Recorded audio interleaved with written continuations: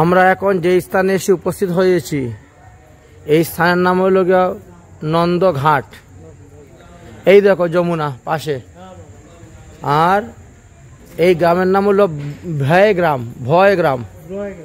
শুনো, নন্দ বাবা এই কার্তিক মাসের এই একাদশী, বুঝেছেন, একাদশী দিবসে এইখানে থেকে করেছেন একাদশী ব্রত।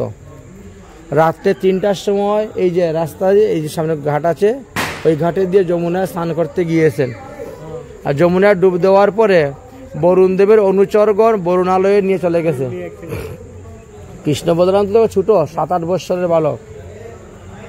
এইবার যমুনায় ডুব দিয়েছেন, আর তো ভেসে উঠেন না। সবাই কান্নাকাটি করে খোঁজাখুঁজি করতে পাচ্ছেন না।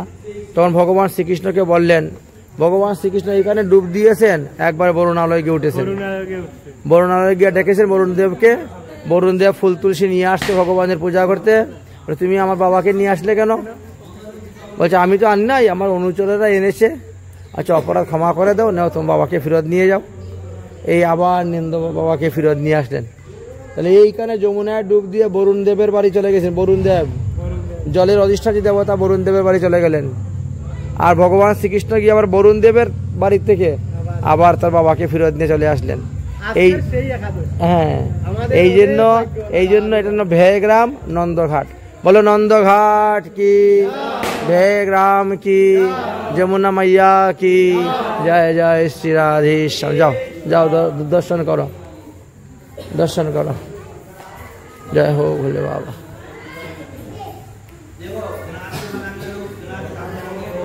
যাও।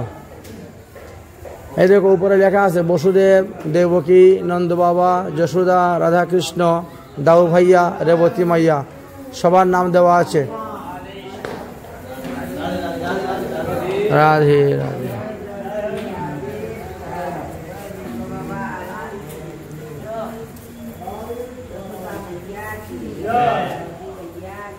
যাও যাও দর্শন করো। যাও। এমন একটা দিব্য স্থানে এসেছি সন্ধ্যার সময়ে। হ্যাঁ, একেবারে দিব্য স্থান। একাদশী দিন নন্দ বাবা, নন্দ বাবার সেই একাদশী উপবাসের তিথি। হ্যাঁ,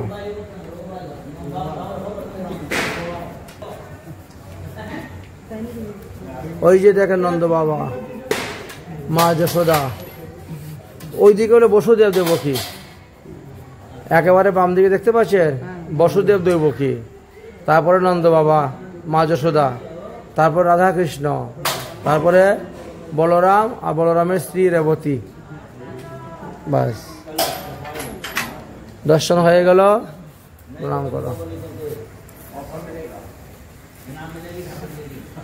আমাদের 84 পরিক্রমা আমরা পায়ে হেঁটে করি। 84 পরিক্রমা এখানে এক রাত্রি থাকা হয়। এইখানে থাকার পরে পরের দিন সকালবেলা এইদিকে যমুনা পার হয়ে যাওয়া হয়। ভদ্রবন, যমুনা পার হয়ে ভদ্রবন, বংশীবট, মাঠবট বন, এইসব যাওয়া হয়। হ্যাঁ, অন্ধকারে আর কি দর্শন করবেন। এই তো এই বিল্ডিং এর সঙ্গেই তো যমুনা। এই যে দিওয়ালটা দেখতে পাচ্ছেন, দিওয়ালের সঙ্গেই যমুনা। হ্যাঁ, একবারে দিওয়ালে গা ঘষানো যমুনা, যমুনা নদী। আগে তো দিওয়াল ছিল না, এমনিও দেখা যেত, এমনি আমরা নামতাম। চলো গাড়িতে বসে এখন আমরা গরুর গোবিন্দ দর্শন করতে যাব।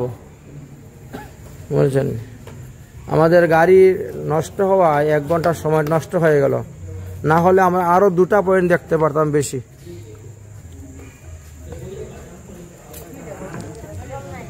একটা বাষ্পন বিহারী দর্শন করা যেত, বাষ্পন বিহারীটা দর্শন করা গেল না। বৎসাসুর বৎসান, চলে আসো।